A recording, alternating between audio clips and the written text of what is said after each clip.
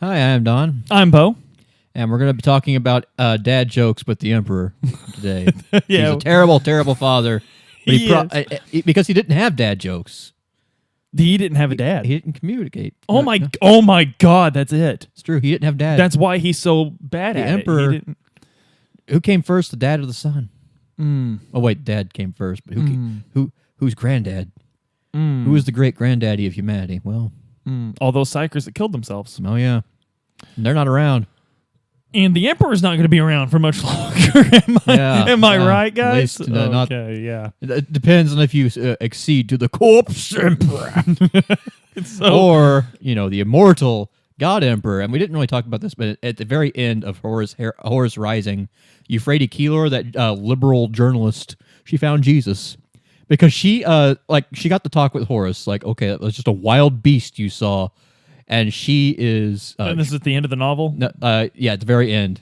Loken goes over to see how she's doing because he's still coming to terms with what he saw his friend become. Mm-hmm. And she is like... she's really noticeably depressed. She's sleeping with some Imperial Guardsman who's just being emotional support for her. And then she's like, "It's okay. Let the Space Marine in.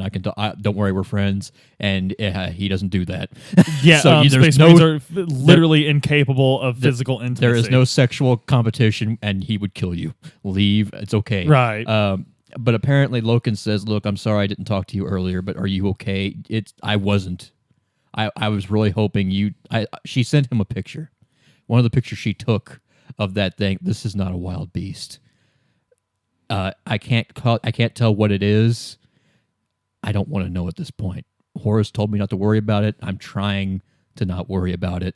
Honestly, I was hoping you'd show up like a week, but it's been 6 weeks and I'm over it. I'm coping. Is this after he survived Ipson 5? Not Ipson. It's not. This is before the heresy. Oh, this is at the end of Horus Rising. This is at the end of Horus Rising. This is the last thing we really see. Well, one of the last things. And basically, Loken says, yeah, he told me that there's things in the universe we don't understand. Doesn't necessarily mean there's gods. Yeah. And we don't need gods. We have the Emperor. And the Emperor protects. That he does. And he leaves. But when he leaves, Euphrates pulls out a pamphlet, the Lectitio Divinitatis, and a small idol of the Emperor. She's starting to worship him. Wonder where she got that. She actually got it from a pamphlet that one of the guardsmen was carrying. The guardsman she was sleeping with gave it to her. So even during the heresy, the cult of the Emperor is already starting.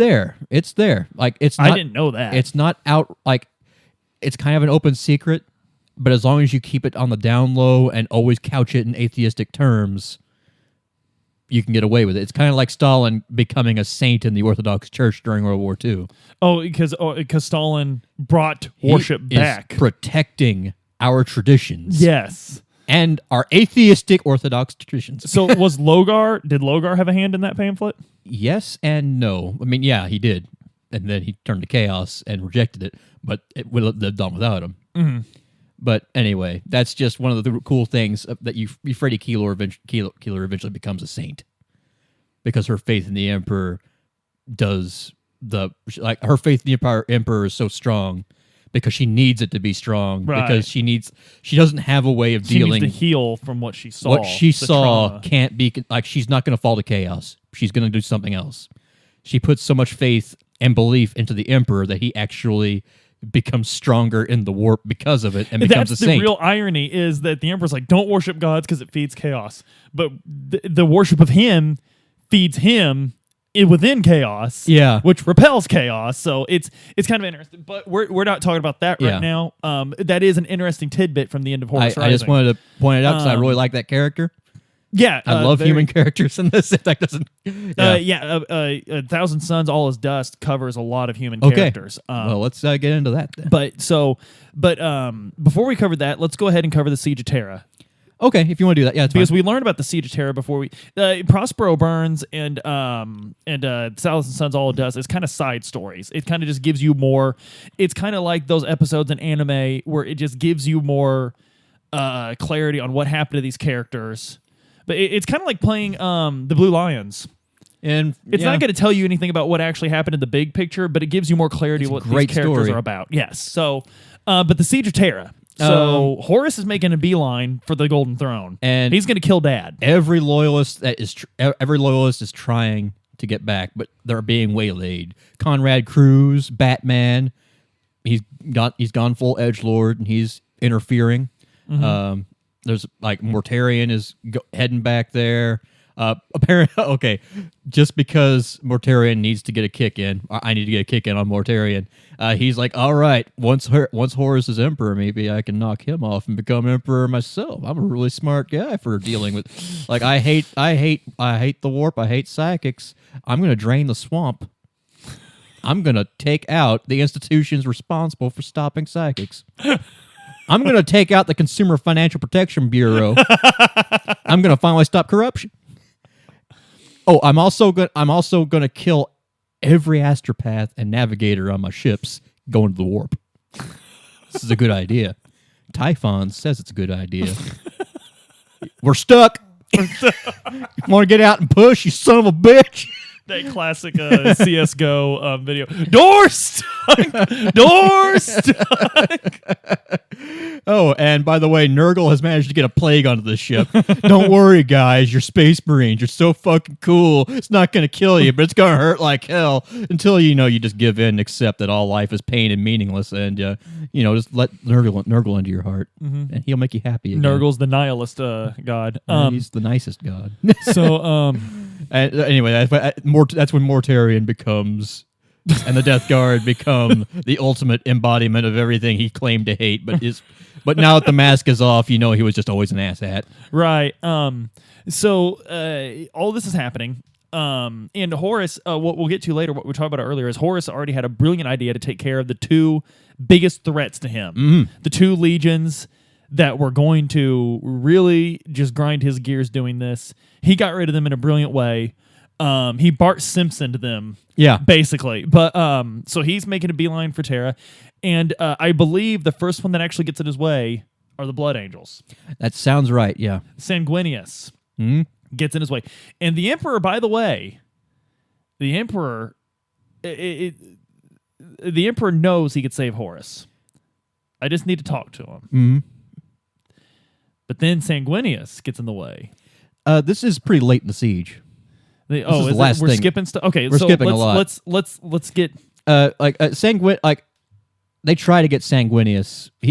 Horus sends Sanguinius off on an errand to fight demons, I think, because he thinks that Sanguinius can be pushed to the limit and accept chaos because he's tempted by the red thirst and his black anger and his fear that his legion's going to be purged for being mutants.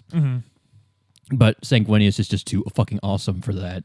He kills a demon or banishes it back to the warp and it says, "Oh, you'll die yet.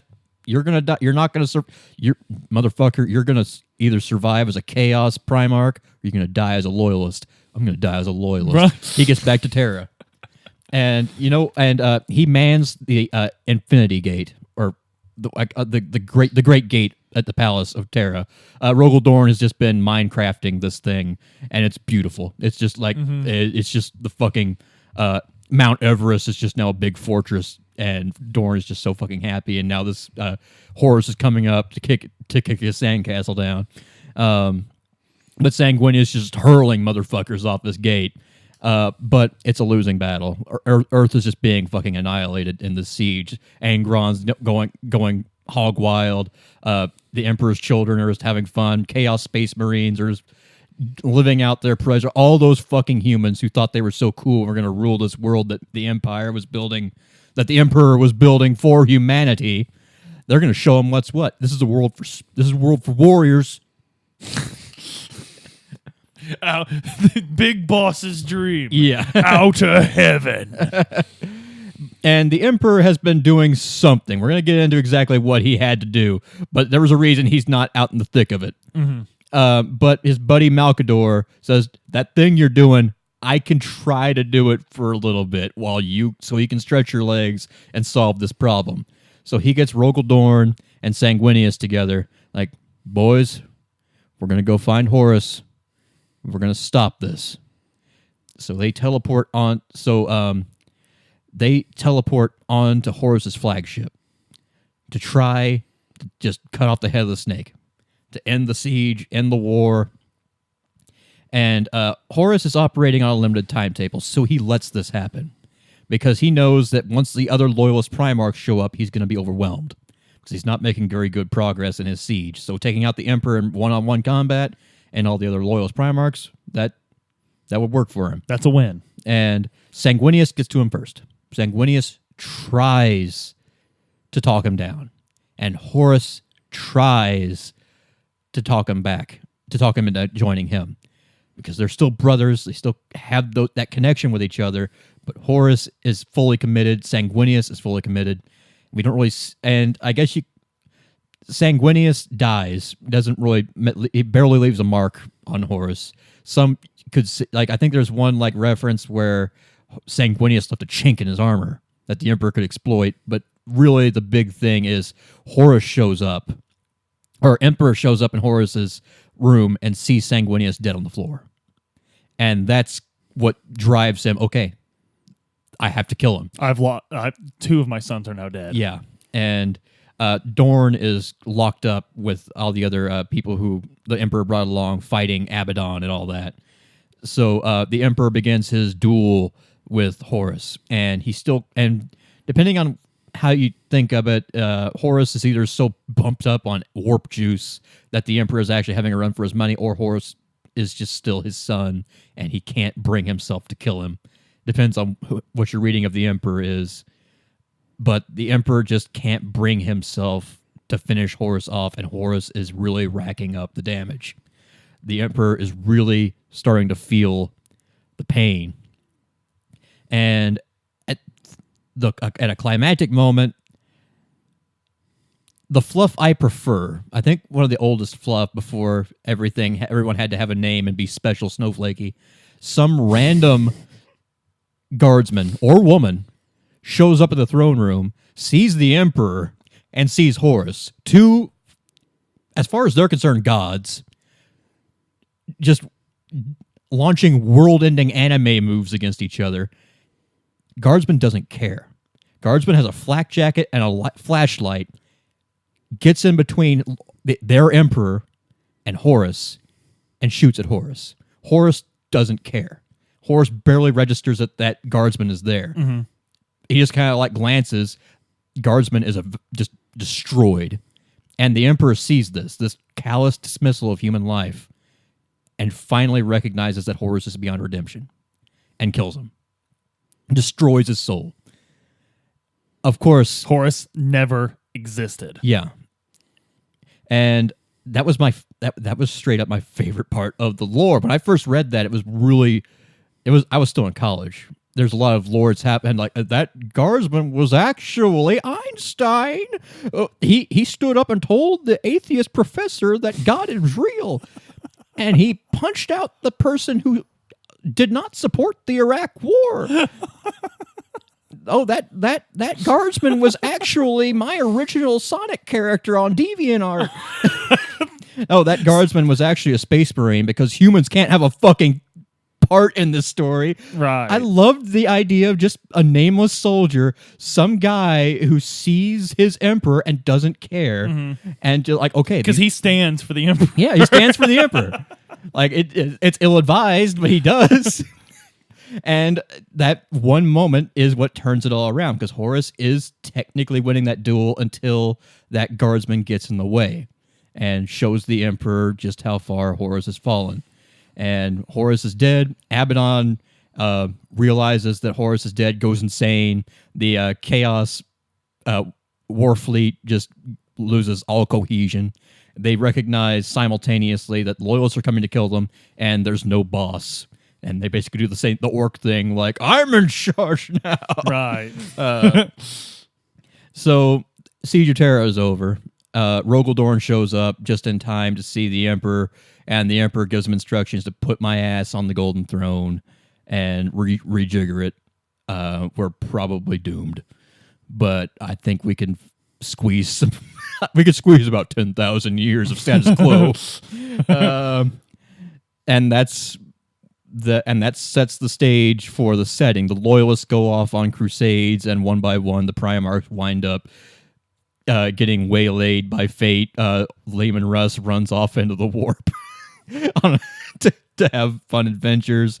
Jagatai Khan rides his motor, pops a wheelie into the webway to chase Eldar.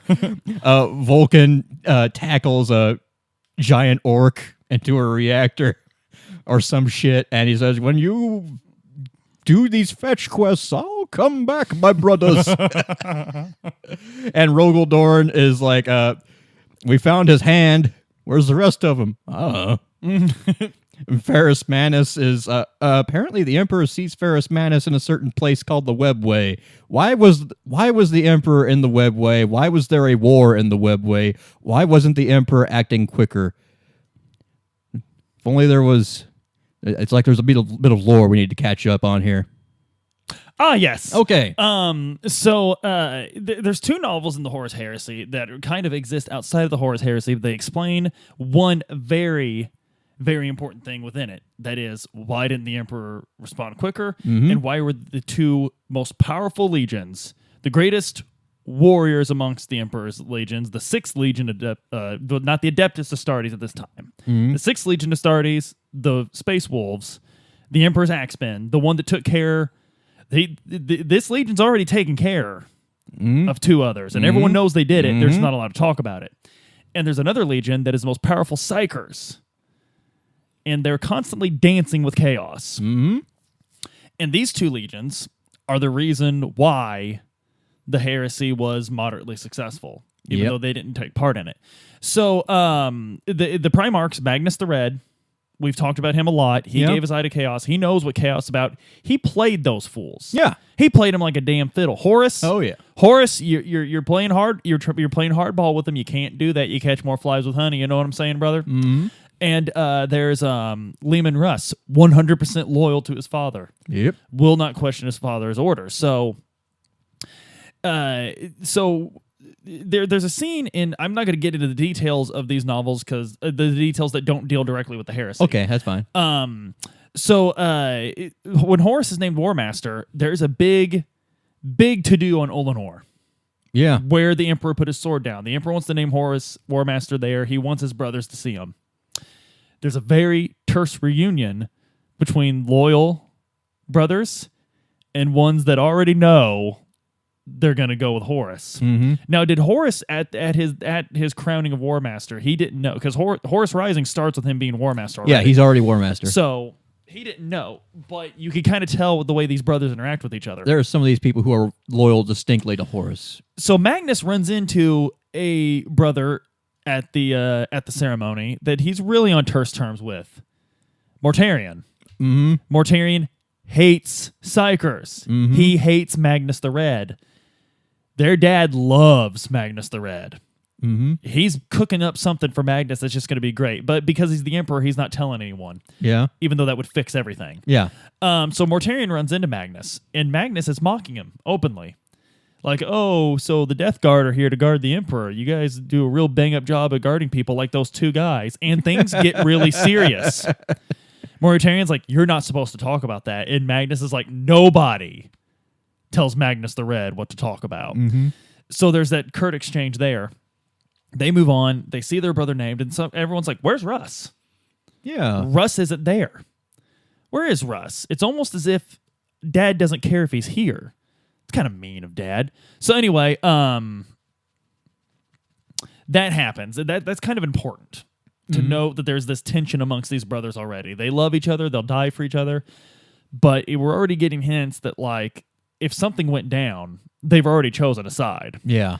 So that happens, and the Space Wolves and the Thousand Sons are forced to work with each other in a couple worlds, bringing them to compliance.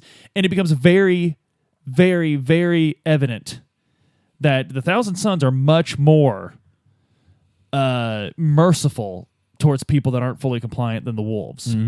The Wolves are not called until the Emperor's done talking. When the Wolves are, they're the Emperor's axemen. They're there to kill. They don't understand. So Azek Araman, one of the most trusted lieutenants of Magnus the Red, becomes friends with Ulfric. Not Ulfric. Oh, what's his name? Too much Skyrim. Yeah, too much. God damn you, Skyrim. God damn it, you ruined everything. What is his name? Bjorn? Not Bjorn. No, not Bjorn. Definitely not Bjorn. Nordic.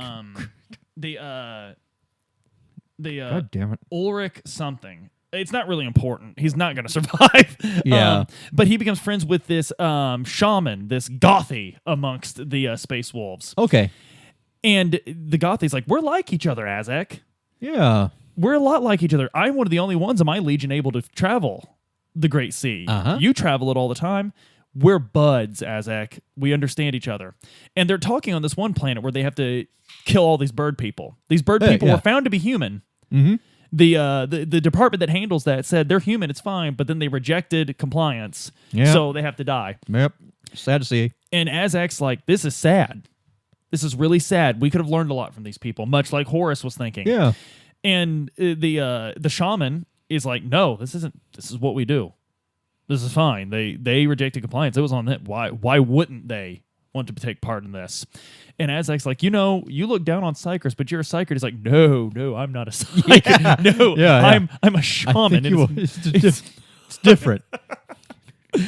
So I'm not a Nazi. I'm a fascist. You know what? I don't think National Socialist. Totally not that. So, and this becomes very evident in their friendship, and so as they're talking, and then it even comes. This is when the old wolf saying comes up that an oathbreaker that you forgive can be trusted until he betrays you again. An oathbreaker put to fire can be trusted for the rest of his life. So they wind up taking this world, but something happens on this world. They come across a library. The sons love knowledge. Oh, yeah. Now, the wolves have been called to Nerds. destroy this planet. Yeah. So the wolves are like, hey, we're going to burn this library. You guys coming? No. And the sons are like, no, you're not burning this Please. library. They charge each other on a bridge, and something happens while they're fighting. One of the Thousand Sons' arm changes a little bit. Something's wrong with him. He falls down. They're like, guys, halt, cease fire, time out. And the wolves are going crazy. They're like, no, we saw it. You can't say we didn't see it this time because it's an open secret that the flesh change happened. What Magnus sold his eye. Again, Magnus was born with one eye, except that he wasn't. But the flesh change is an open secret. That was not forgotten. The ruinous powers didn't scrub that. I wonder why. So they're like, no, we saw it with our own eyes. That happened. You can't hide it. And the sons are like, no, this happens all the time. It's a fluke. I know that error message is reading. You just click OK and it runs fine. Yeah. Trust me.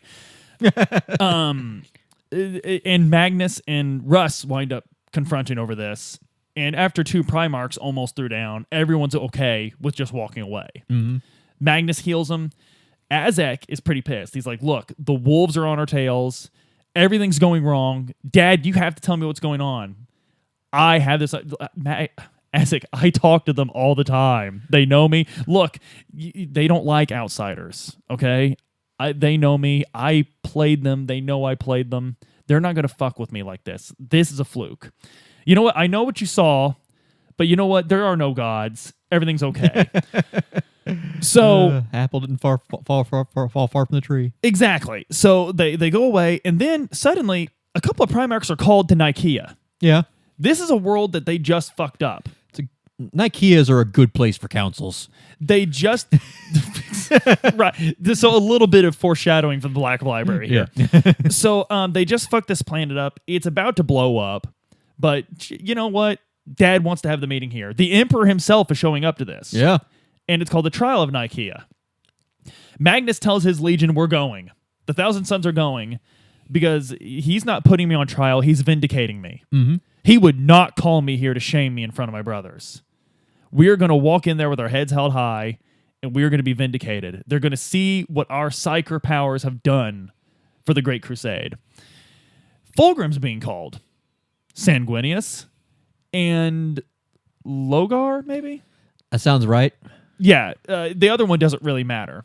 Mortarian's probably there. Mortarion is there. Yeah. Right, Mortarion was there. And several witnesses from other legions are coming. Okay. Oh. And the wolves, Don't worry, Magnus. The wolves aren't showing up. Magnus senses Russ very quickly when they touch down. Russ is there. His legion's there. Everyone knows it. But no one knows it. You'll notice that's a big thing in the Horus Heresy. So they come out. The Emperor greets his sons. He's glad to see them. Crusade's still going good, guys. I'm glad to hear it. I know you're busy. Let's just get this over with real quick. Everyone comes up, and there's a bunch of really good witnesses saying, no, I've seen this Psyker stuff do great things. We need this. Magnus comes up and tells the story of Plato's Cave. You know, the men looking out, but he changes the ending a little bit to where the guy that walked out comes back all powerful and is like, hey guys, I went out there. I changed everything for the better. Follow me. Standing ovation. Everyone loves it. Sanguinius loves it. He goes and sits down. Then they call their last witness, and it's that shaman that's Azek's friend from the wolves. And he shows up, and he tells them of the witchcraft that he's seen, and then he tells them of the flesh change that he's seen. Malcador shuts everyone up. They deliberate. The Emperor stands and says, witchcraft is banned. Psychers are banned. I'm good. You guys aren't. You won't use Psyker anymore. Mortarion, by the way, Mortarion gave his spiel too and shot daggers into his eyes. And now it's Magnus's moment of truth. He stands and says, we'll take our medicine. Russ is relieved. He calls his boys and gets out. There's no need. They were only there to kill if it came to that. Magnus leaves that planet broken. His dad stripped him of his power. His dad knows what he could do. The Emperor knows what he could do. He knows what good it's done. But he did this to appease the other. Wait a minute. He just did this to appease guys. It's still cool. He's still fine with us doing it. He just had to make a public show for the morons and the mongrels that can't do this. Everything's fine. We'll still do it. We just got to lay low. The heat's on. We just got to lay low. You know what? He just called Russ in because he knows I'm a little bit of a hothead. He would never ask Russ to kill me. Not in a million years. We're going to go back to Prospero. We're going to chill out. They're on ice. They're not being called to any crusades or anything. The most powerful legion is on ice. Magnus is still in great denial about this. Russ goes back with his legion. They're training and everything. No big deal. They're on campaigns. We go back to Magnus, and Magnus has a vision of Horus betraying the Emperor. Horus turns his back on everything they fought for. I could fix this. I know who Horus is going to try to talk to. I've talked to him before. I'll go tell him. We've already covered that. He goes and he talks to him. He comes back. My sons, Horus will not listen to reason. I have no choice. I have to go tell Dad. Cool, we'll get on a ship. No, that won't do. Cool, we'll send a message. No. He will not believe it unless it comes from my mouth. I am Magnus the Red, the greatest psyker ever. This is the perfect opportunity to show my dad this thing I discovered. I need you to gather up like 800 people. We're gonna have to kill him for this to work. So they go into this like ancient temple underground on Prospero. They've gathered all these people, and they kill them all. Descend, and Azek the whole time is like, he really doesn't want us doing this. Like, I think Nicaea was serious. No, that was just a public show. And Magnus kind of snaps at Azek. He's like, I know best. They send him through the webway. Within an instant, he shows up at his dad's door, ruins everything. This is what the Emperor's been working on. This was so important that he was letting Horus gain ground. That's how important this was. He was building the Golden Throne. He was going to conquer the webway. They would not have to use the warp ever again. Just flip the double fucking bird to every one of those chaos motherfuckers. It was almost done. Wouldn't even need astropaths anymore. They would navigators. Those psychers they hate so much, wouldn't need them. Done. Magnus walks through, and it is literally written in the book. Magnus walks through and immediately recognizes the magnitude of his failure. The Emperor looks at him, and the Emperor's heart breaks because the Golden Throne was Magnus's. That's where he was going to sit. This webway. He conquered it and built it for Magnus. It's like driving drunk into your driveway one night and wrecking into your own birthday present. It is what 96 Taurus. And as this is where I kind of felt for the Emperor the way it was written, which normally I feel the Emperor, just tell your kids what you're doing. Yeah. Just let him in on the plan. But this one kind of made sense why he didn't. But at the same time, if he would have been, Magnus would have been like, I've been working on that myself. And the Emperor could have been like, I've got a lot better of idea for it, Magnus. Let me take care of it. So Magnus immediately walks back through. There's nothing else to do. I'm going to go. You're busy. Well, you're working. You're probably working. I'm going to get out of here. So, Magnus. How'd it go? No, he locks himself in his tower on Prospero and doesn't leave. So then, of course, he doesn't understand that Horus is on his way. I mean, he did. That's what he was trying to warn his dad about, but it no longer matters. He shows up, tells his sons to leave me alone. I got to be alone. One of them doesn't. The gentlest and most peace-loving of them goes to him and is like, you need to let us know what's going on, what's happening. One thing leads to another. Magnus kills him. Shit, I just keep messing up. I'm all thumbs today. Magnus goes to a mirror and is like, oh, Magnus the Red, what have you become? And he answers himself. It's never a good thing. And it's like, listen, man, this is all going sideways. You came to us. You came to us and asked us for help, and we gave you everything, but you kept saying, no, my dad's good. Your dad's going to smack the shit out of you just because you ruined a toy he wouldn't even tell you about. Yeah.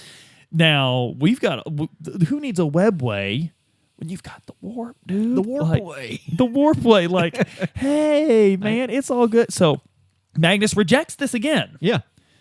He is standing strong. He is loyal to his father. Meanwhile, Horus becomes cognizant of this and is like, Russ, Horus is going to kill two birds with one stone, the two most powerful legions. Mm-hmm. Horus is like, Russ, Dad wants you to kill Magnus for what he did. He didn't listen at Nicaea. Dad wants him dead. And Russ is like, okay, cool, let me talk to... No, he's really mad. Yeah. Like, he doesn't want to talk to anyone. He barely wanted to talk to me, Russ. You know what I'm saying, man? So Russ is like, okay, fine.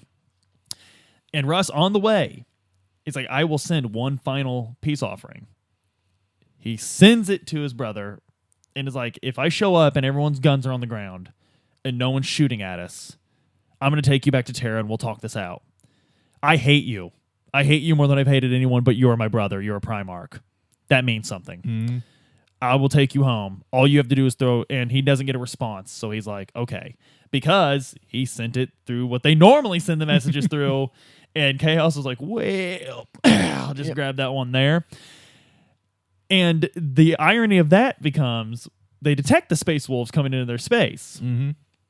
And they're like, okay, they're getting rid of civilians. They're evacuating. They're getting ready for war. And they're like, Dad, are you going to come help us with this war? And he's like, no, this is our punishment. Throw your guns down. Let them kill us.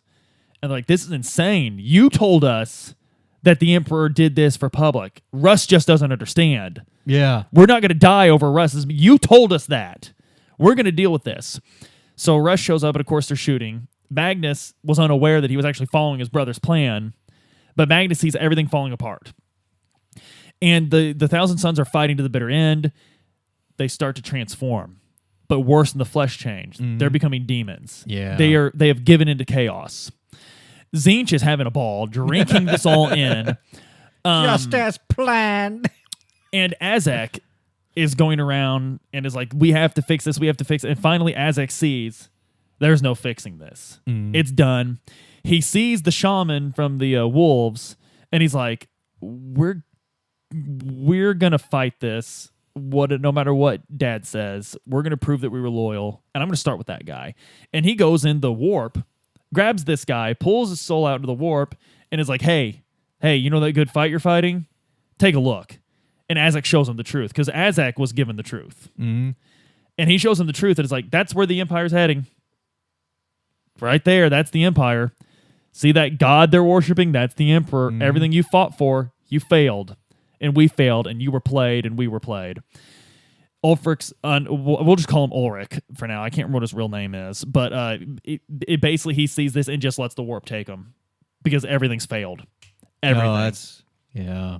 They it's done because the empire as it exists in 40k is everything they were fighting against. Mm-hmm. It's done. Yeah.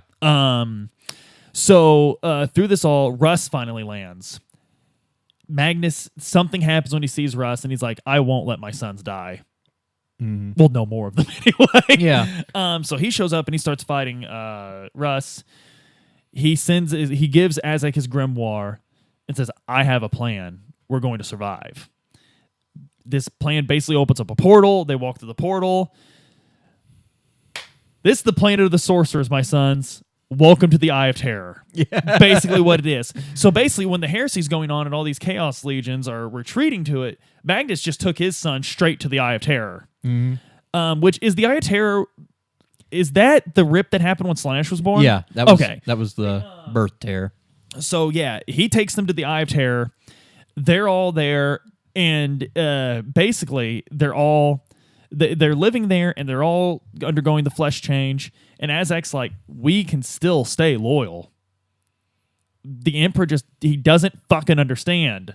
We could still make this right. Yeah. I just got to fix the flesh change, no matter what. If I have to give into chaos even more to do that, that's just what has to happen. And Magnus's stance is, we lost. We didn't take our punishment right, but the least we could do is just to stay away from it. Mm-hmm. The least we could do is just not to partake in it. And it's interesting because through all this, we also get one of the only characters of 40k that remembers the heresy as it happened, and that's Bjorn the Fellhand. Mm-hmm. Bjorn the Fellhand is made into one of those weird golem things. The dreadnoughts. And he's put on ice every once in a while, so I don't know that the Inquisition even knows about him, because he is heretical technology. Dreadnoughts are pretty established in the lore, I think. But he's kept... The way they keep him is heretical. Okay. Because when they call the tech priest to work on him, the stipulation is they have to kill them before they leave, because if the Inquisition finds out about Bjorn... And I don't know if it's because he's directly heretical technology or if it's that he knows about the heresy. Because true. Knowledge of the all three of these podcasts in the 40k universe is heresy. It will get you killed. Yeah. The Emperor never fought against religion. Why? He's a god. Yeah, why would he? He fought against other religions. Yeah. It's freedom of religion, not freedom from religion. So basically, at the end of the day, after the heresy, everything the Emperor was fighting for the Emperor failed. Yeah. He is dying. The Golden Throne does not keep him alive. It keeps him from dying. Yeah. And it's failing. Bad. He has to consume, 1,000 psychers a day? 1,000 psychers a day. Put them on the coal fire to keep the Astronomicon lit so you can keep moving throughout the warp. Even in a galaxy as vast as this, it's unsustainable. Especially when they're... And it can only be verified psychers. Yeah, you have to be sanctioned. You have to be sanctioned. But what that is, the Inquisition shows up and is like, do you give your soul to the Emperor? And they're like, sure. And the Emperor has got you in his hand at that point. And he won't let go, brother. Like, the best you can hope for is to be assigned to some Inquisitor's team so that you can use spells until one of them, backhands and suddenly your eyes are just balls of salt. Like, well, how'd that happen? I should have just gone to the Astronomicon furnace. So a universe dictated by tragedy was born in tragedy. It was born in irony. It was born in it's really Greek in its telling. Where once we were going to reunite all of humanity and introduce them to a better world, we're going to cut out all the negative influence from the warp. Now we're completely reliant on it, and it's killing us. And we're trying, and we don't dream of making the world a better place. We dream of holding on to things. In the grim darkness of the far future, there is only war. You have to keep coal going. And even though demons live there, and you're like using it, warp keeps the lights on. But if the Geller fields fail, bad things happen. That's when the canary doesn't fly back out. It's the Seinfeld joke, like a hot girl walks in on George and sees a shriveled third arm. I was in the warp. So unsustainability is pretty much the story of 40k. Yeah, it's a really cool setting, but it's status quo at best, and they're never losing that. They're losing the wars. They're Like- losing them. They're losing to the Eldar. They're losing to the Orcs. They're sure as shit losing to the Tyranid. And even the Tau, like the Tau could be pushed aside, but we just can't deal with them. They're because pacifists. There's so many, like the Tau can kick our ass only because we can't afford to kick theirs. And that's another thing is they don't have the Emperor around to tell them what's heretical and non-heretical. Oh, no. So So we just- everything's heretical. Yeah, everything. So they can't advance because any change. At like there is some technological innovation occasionally, but like sometimes the tech priests will find alien technology that works and is cool, but it's heretical. So the way around that is to wait, keep it on ice, wait for someone to find an STC fragment, one of those computers from the dark age of technology that has all human knowledge from the height of our glory. The golden grail is to find one of those that's just completely functional and works. A Wikipedia of everything humanity has ever done that would just allow us to travel without the warp. It would allow us to reboot all of our technology because Imperial warships, they're ancient. There was one book where a warship is just most of the crew, they don't actually understand how it works. They just know that it works. Right. This is where the prayers to the machine gods come in. Right. You don't know why something works, but you do know if you reboot it, it works. And if you reboot it while saying praise the Omnissiah, couldn't hurt. But occasionally that actually does help because sometimes there are AIs on these ships we just don't know about. And if you just keep buttering them up, they will occasionally do cool things. Like there's an Eldar Raider ship that's just so fast you can't target it with human targeting. But occasionally the machine god will just wake up for some reason. Somebody hit the right connection of buttons, said the right words, password, and it just resets time, puts the ship where it should have been, and shoots it. Like, wow, it's cool. How'd you do that? I don't know. So it's the Emperor's dying. Emperor He is dying. The Golden Throne will not keep him alive forever. And what happens when he dies? The Inquisition doesn't know. But they're really, really, really trying to come up with a contingency plan. Yeah. And there's several possibilities of what could happen. His soul gets released into the warp and he's more powerful than ever. Yeah. He could just be like Vulcan where he just pops back into existence as he was. Or another baby could be born somewhere in the galaxy. Yeah. The Emperor all over again. Unfortunately, because the webway is now being overrun with demons, and the Emperor is not there to keep them away, Terra will probably get bad things. But there will be another Eye of Terror on Terra. The Black Crusades, this is Chaos, the Chaos Space Marines coming to kill the false Emperor. Yeah. That's how they see it now. These are happening more frequently. They're still failing, but they're not failing by as much each time they happen. They're very... And the 13th one finally cracked Cadia. Yeah. But the planet cracked before the guard did. Our boys on Cadia. They're fighting them over there, so we don't have to fight them here. Now we're fighting them here because we have to. And those Astartes that were so worried about what was going to happen to them in a universe that didn't need them are now in a universe that desperately needs them, but they're not allowed to make more of them. They are, but under strict regulations. Because Gulliman, before he realized that the entire universe was going to go to shit, wrote the Codex Astartes. This is going to help us survive in a world that doesn't need us. We're only allowed to have 1,000 Space Marines per chapter, and that's a hard rule. That way, if one of you goes chaos, only 1,000 of you do. And you know what? But also, it's going to be really hard to do anything with just 1,000 people. You know what? To make sure of this, to make sure you guys only keep 1,000, the only place you get gene seeds, Lords of Terra. Yeah. And a gene seed is what makes now, of course, the wolves are not very good in 40. Now, the wolves, as they followed the rules to the letter in 30K during the Horus Heresy, they're not really good at it now. Yeah. So they keep probably about 3,000 in their legion because they harvest their own gene seeds from their dead. Mm-hmm. And they keep them on ice on Fenris. And no one ever goes to Fenris because it's literally the worst place in the universe. The wolves love it. Everyone else hates it. And the wolves, I think, are still one of the only legions that only recruit from their homeworld. They won't take anyone else because they're all about their secrets. Yeah, this is why Gary, Indiana is going to be a force to be reckoned with when the Space Marines start showing up. No one goes to fucking Gary. So, And the wolves, another thing is the wolves don't fully buy into the cult of the Emperor because every time they start, their leaders take Bjorn off ice, and Bjorn's like, "God damn it, he is not a god. There is no god." So, when you read Space Wolf fluff, you'll hear the Allfather, the Emperor, but they never refer to them as gods, and they don't pray. Yeah, they're not prayer people; they're kill people.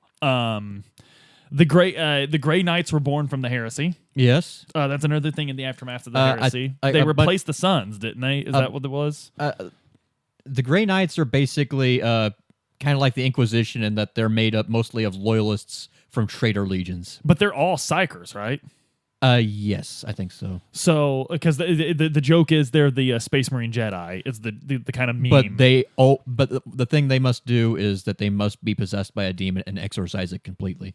To give them resistance from that. It's kind of like the chicken pox. You know, if you had it when you were a kid. Actually, if you're a parent, don't do that. There's better ways to inoculate your children. Please, like inoculations. One of the we briefly mentioned spaceships, those giant cathedrals in space. They're iconic because they're so absurd.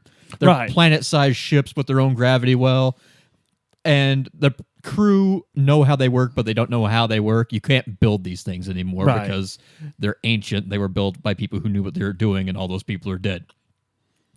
You can still make ships, but not the cool ones. And every time they're lost in battle, it's a big deal. But the cool thing is, those ships are so fucking huge. There are places on them that nobody goes, but there's still people there, cut off from the rest of the ship, going through the motions. Like, there are independent nations in the gunnery quarter who just fix the guns and fill out sacred requisition forms to get more ammunition, and nobody ever meets the people delivering the munitions. It's just a thing that's always been done. Like, they have harvest festivals for the fungus that grows on the walls. There's like happy marriages beneath the third gun. There's legends of random bullshit. There's demons that hang out on these ships because they got in during the warp. Nobody cares because the ships are so huge, there's room to coexist. But if you see one, you need to kill it. Occasionally you'll be like, oh man, I got lost in the ship again, and you'll find like a post-it note, an ancient post-it note, don't go in here. Everything is non-Euclidean for some reason. Like, oh, that can't be true. And then that ship is never heard from again. So it's grimdark, the grim darkness of the far future, where the Midwest never quite gets the population gain it really wants, and that's outside of the urban centers because there's a future there. The hive cities, yes, the liberal hive cities. So, and that's and that I think is so poetic about Warhammer 40k is that. It's not a story of how the universe was ruined. It's a story about how the universe was on the brink of perfection. Yeah.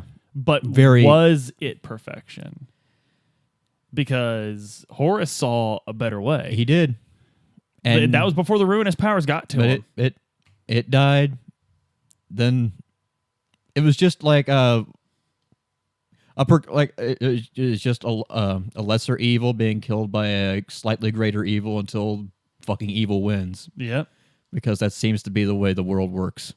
Exactly. And that's kind of, and you get right back down to the Midwest, and like, I remember in 2015, I was like going to a lot of like council meetings. We need more people living here. We need to reverse this population trend. Our youngest are leaving us for the coasts for some reason. We don't know why. It can't be us. It can't be a problem with us. And then, like, suddenly there's a bunch of people in the Middle East, doctors, lawyers, anyone with a bank account in the six figures capable of fucking immigrating to the United States because it's fucking impossible.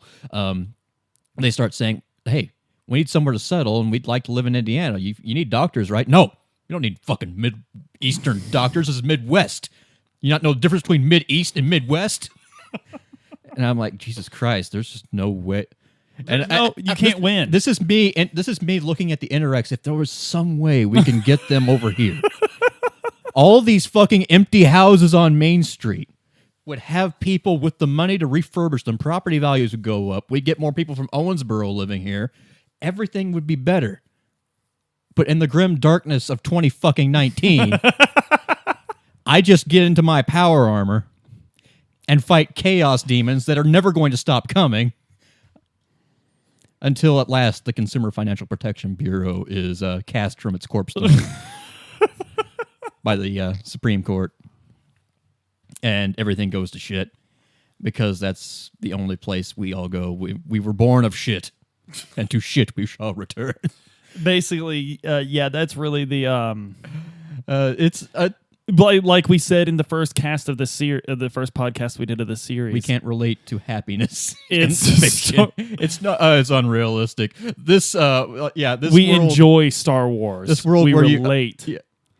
Yeah, like this universe where ships go into hell to take a shortcut. That's more relatable. That's realistic. I can see that happening. Where the greatest resource available to them is the one that is slowly killing them. Yeah. I could look out my window right now and see the cooling towers from Vectron and Alcoa. Yeah. Although even they're dying. The coal plants are slowly failing, and we can't figure out a way to replace them. Because everyone keeps saying we need something other than coal because it's too expensive, and that's heresy.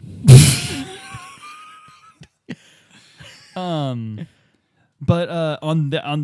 if you want more upbeat, just really rocking podcasts like this, we need you to smash that exterminatus button. Hit like. There's always another habitable planet out there somewhere. Subscribe and hit the bell if you want us to. If you want to hear more upbeat stuff like this. Ding, ding, ding. We are going to cover a much more happy subject on the next podcast. I'm sure. Tons of broken man. I don't think he realized until this podcast how much we do relate to 40. Yeah. I know I really didn't. I mean, I like Commissar Kane. He's funny. Commissar Kane is funny. He's Hank Hill. Very much. He's born of a terrible society, and he brings that into situations. But he's such a good person that he gradually casts off his conservative orthodoxy for pragmatism, and generally comes out ahead. Although the universe hates him. And that's and doesn't the universe hate all of us, Don? Yeah. Really, when we boil it down. Tune in next week.